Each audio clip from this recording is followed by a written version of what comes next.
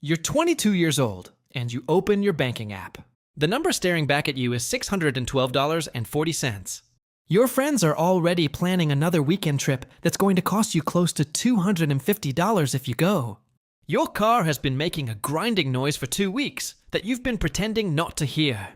You still live in your childhood bedroom, and last night you watched someone your exact age post a video from the driver's seat of a car that costs more than you'll earn this entire year. For days, one question won't leave you alone. Is it actually possible to become a millionaire before 30 without selling out, without scamming anyone, and without needing a miracle? 1. The beginning of the shift. You start searching for answers online.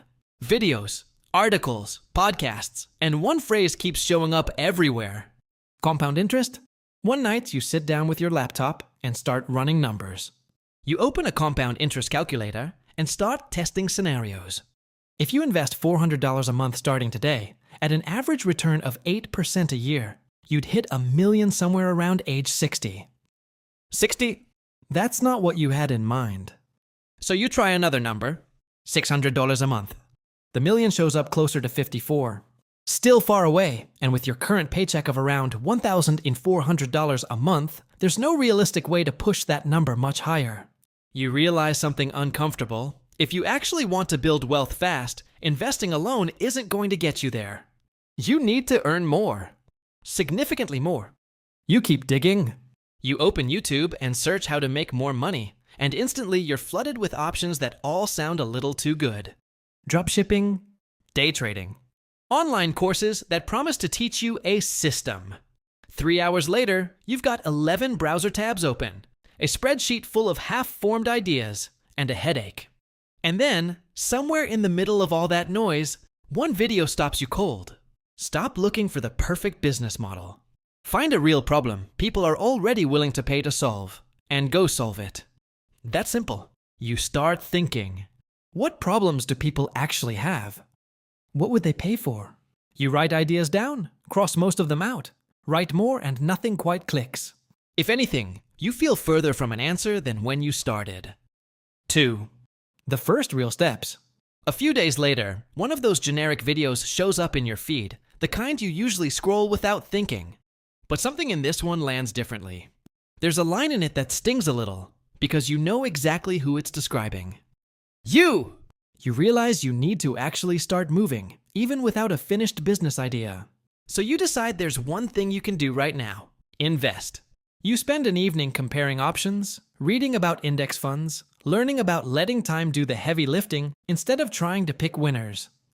You don't fully understand every detail, but the core idea makes enough sense to act on.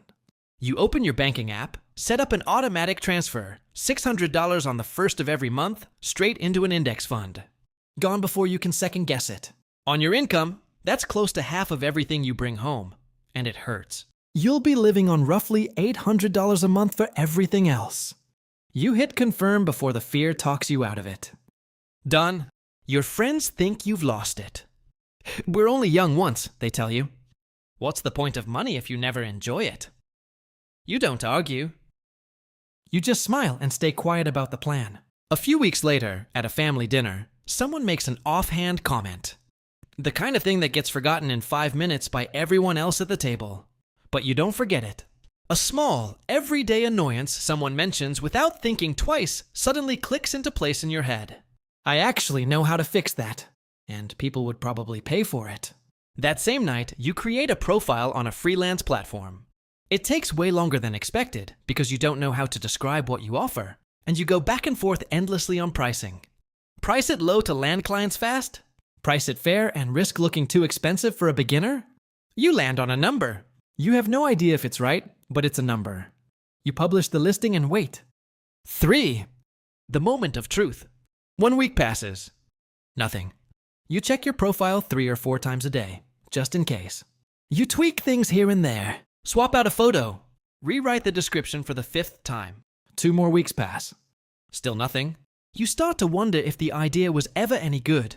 If your friends were right. If freelancing works for other people but not for you. If the problem you found wasn't really a problem at all. And then finally, your first client. It's small. The pay is barely worth mentioning. But it's real. You give it everything you've got, deliver early, and ask for feedback. The review they leave isn't long, but you read it 3 times anyway because it's proof. Proof that a real person, out in the real world, paid for something you built with your own hands, and that the problem you found was actually worth solving. Then another client. And another.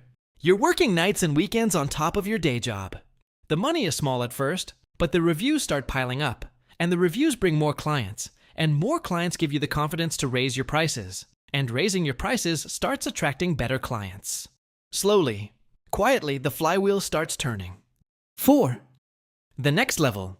You're 23 now, and your investment account sits at $7,140. Between your job and your freelance work, you're bringing in close to $2,100 a month. Enough to take the next step.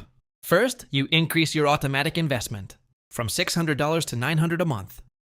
It still hurts, but it hurts less than before because it's no longer coming entirely out of your paycheck. Some of it now comes from money you built yourself. Second, you stop trading your own hours for every single task. You find another freelancer to work under you, which lets you take on more clients without doing all the work yourself. You pay them less than what you charge, and you keep the difference. At first, managing another person feels strange. You're not quite their boss, but you're not just a peer either. You make mistakes. You end up double-checking their work more than you expected. A few jobs come back sloppy, and you have to apologize to the client and redo it yourself. But you learn, and slowly the system starts running on its own. With the extra time you free up, you build a website. It's rough around the edges, but it works. You set up a few social accounts and start posting content related to what you offer. Your first posts get maybe 6 views, and you're fairly sure most of them are you refreshing the page. You don't get discouraged, or you do a little, but you keep going anyway. 5. The point of no return. You're 25. Your investments have grown to $21,600. You're earning a combined total of about $3,200 a month. Clients keep coming. The website is starting to show up in search results. The content, slow as it's been, is starting to build a small following, and that following is turning into clients or into people recommending you to others. You raise your prices again, and people keep paying. Eventually, you do something you've been putting off for months because it terrifies you. You register a real company. You hire 2 people on fixed salaries. You stop being a freelancer with a helper and start becoming something closer to an actual business. And then you make the decision that scares you more than anything else so far. You quit your job. It's not impulsive. You've spent weeks running the numbers, and they say you can afford it. That the hours you'd otherwise give to an employer for a fixed paycheck are worth far more poured into your own thing. But you're still living at home with your parents, and you're still keeping only about $800 a month for yourself. Everything else goes into the business or into your investments, which are now up to $1,500 a month. 6. The temptation to drift. You're 26 3 years into this.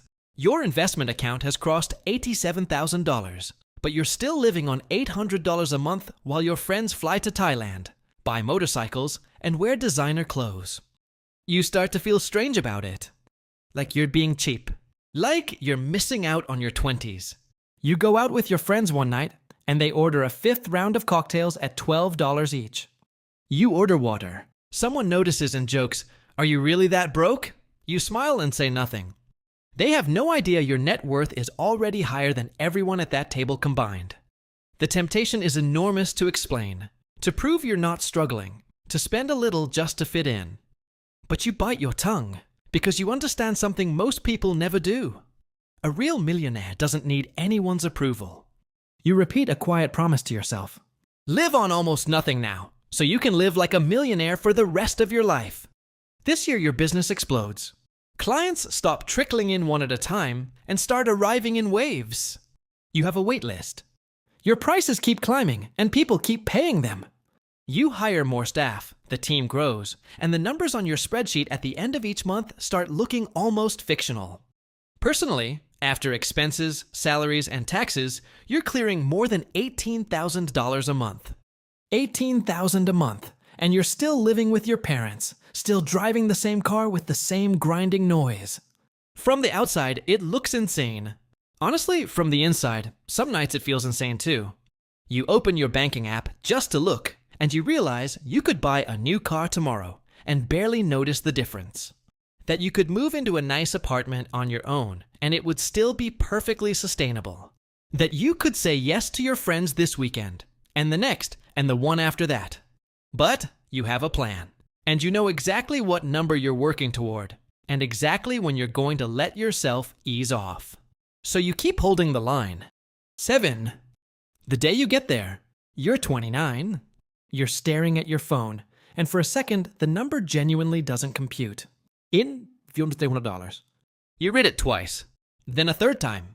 You think about the 22-year-old who once sat with a calculator and watched the $1 million mark land somewhere around age 60. 6 years have passed. You did it. You're a millionaire before 30.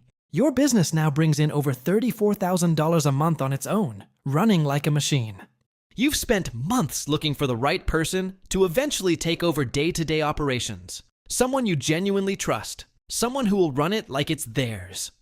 You find them, make the offer, they accept, and suddenly, for the first time in 6 years, your time actually belongs to you again. You don't have to be anywhere at any specific hour. You don't have to answer a single message if you don't feel like it. You don't have to explain yourself to anyone, because the only boss you've had for the last 4 years was yourself. And now, even that role has been handed off. You still stop by the office sometimes, maybe twice a week, sometimes not at all. The business keeps running exactly the same either way. And with that million invested and compounding, your financial life is essentially settled. You never have to worry about money again. What you've built, if you manage it reasonably well, will support you for the rest of your life. You could stop entirely right now. Never work another day. Live off the returns, off the dividends, off whatever time and compound growth keep quietly doing while you sleep. You probably won't, but you could. You decide to keep investing $4,500 a month going forward and let yourself actually enjoy the rest because you've earned it. And because even if the business slowed down tomorrow, what you've already built is more than enough to live comfortably for the rest of your life. Out of curiosity, you run the numbers one more time. If you kept investing that same $4,500 a month until age 58, you'd end up with just over $17.2 million. And you actually laugh out loud, not because of the money itself, but because of how absurd the whole scene feels. Hitting $1 million once felt nearly impossible, and now the idea of hitting 17 feels almost easy. Then you look up from the screen and come back to the present. You don't have to live on $800 a month anymore. Now every month brings in tens of thousands of dollars. You think about finally taking a month off somewhere you've always wanted to go, without checking flight prices first. About finally moving into a place of your own, one you actually love, without doing the math on whether you can afford it. About taking your parents out to a nice dinner and paying without a second thought. About finally buying your mom something she's wanted for years and never let herself buy. About saying yes to a plan without checking your account first. That was the real luxury the whole time. Not having to calculate. Not having to choose between what you want and what you can afford. That's what 6 years of discipline actually bought you. Your freedom. And now, at only 29, with your entire life still ahead of you, you're completely free.